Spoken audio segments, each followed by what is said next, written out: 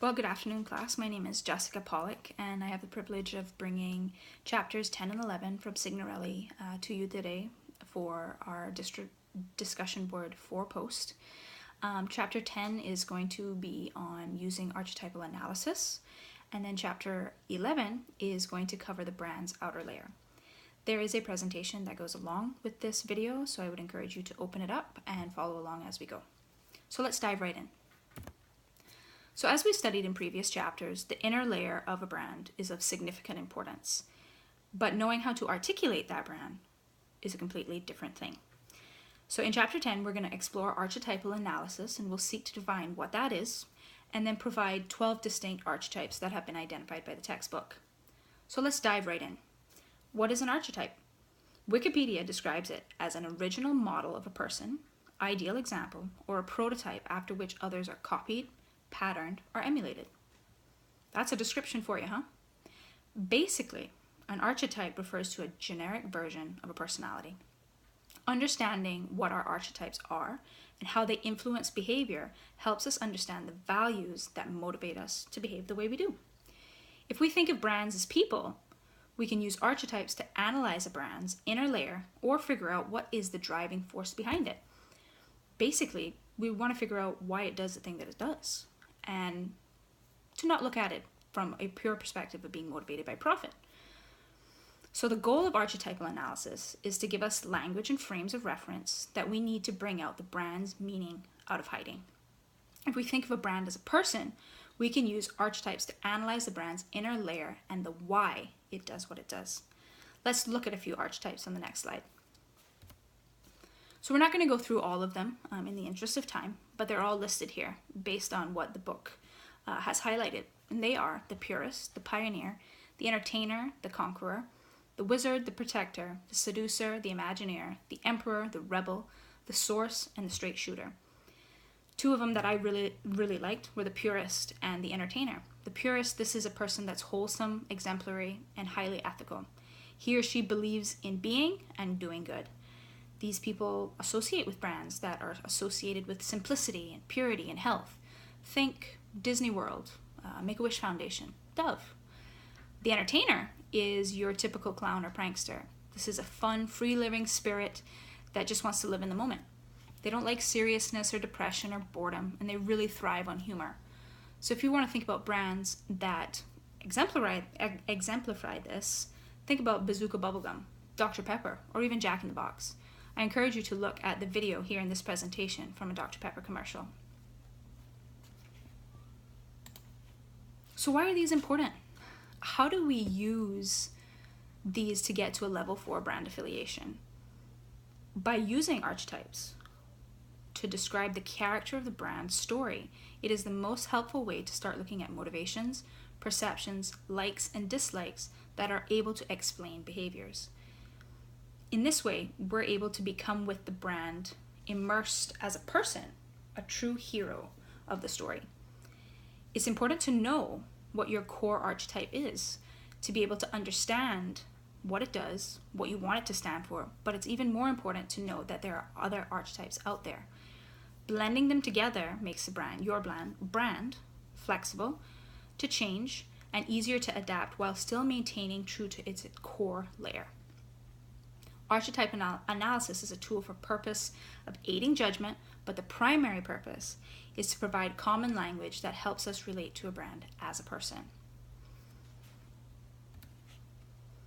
So that's archetypal analysis. Basically, it's getting to make a brand as if it was a person, so that persons are readily able to relate to the brand. So let's talk about chapter 11 now, the brand's outer layer. Up until this point, we've talked about how important it is for a brand to establish its inner layer, to know what it is, to live it, to breathe it. But where does this outer layer come into play? Basically, the outer layer of the brand explains the how. In stories, plots tell how characters deal with certain obstacles to achieve a goal, but with brands, the outer layer explains how the product is associated with the brand functions that help the prospect deal with certain obstacles in order to achieve some goal. The outer layer is seen as a function of the brand, not the brand itself. So if we go back to archetypes for a minute, think about the different brands that we talked about, the Purist, the Wizard, or the Protector, how do the product features and benefits serve as proof for the inner layer of that brand? Next slide. As we just mentioned, the outer layer should be seen as a function of the brand, of the inner layer of the brand, but not the brand itself. And as I was reading the textbook this week, I came across the example that the book gave of the Ritz. And interestingly enough, it referred to that brand as the Ritz in the textbook.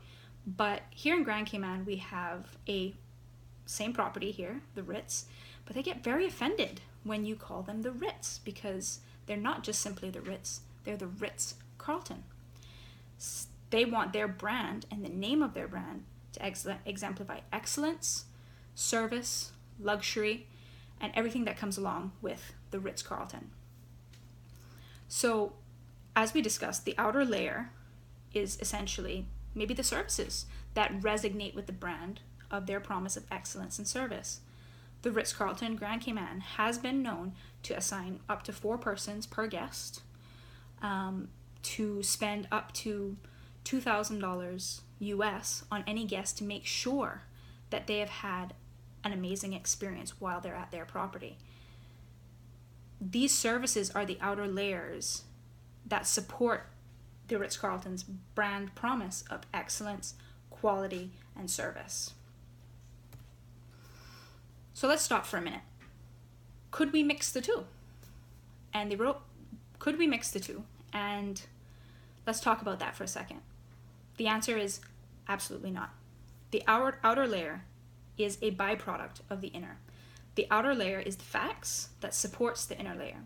So the outer layer, their role is not primary, but supportive. In the example of the Ritz-Carlton, the services and products that are offered support and solidify the inner layer of the Ritz-Carlton's brand.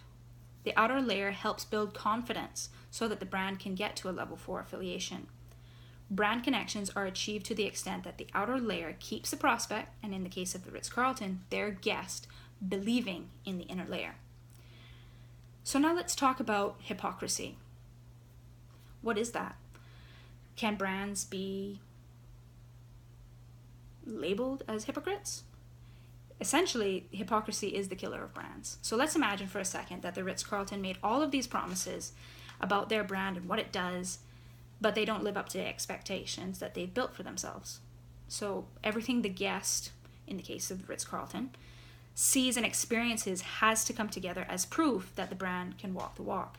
If a guest arrives at the Ritz-Carlton Grand Cayman and no one greets them and their service is subpar and they feel like they're just really not being properly taken care of, those persons are naturally going to withdraw their faith in the brand and what it stands for because it did not live up to the expectations. Standing true to the promises of what a brand stands for and does will ultimately lead to a level 4 affiliation. That's why consumers continue to go to Ritz-Carlton. Their promise of excellence is supported through their actions of their outer layer. And that's it. I hope you enjoyed my presentation today. I hope that it was useful and that it gave you a sound overview of chapters 10 and 11. And I leave you with this question. Research a brand and identify what you think its archetype is and what the outer layers of that brand are that would support the inner layer. Thank you so much. Have a great day and happy Easter and God bless.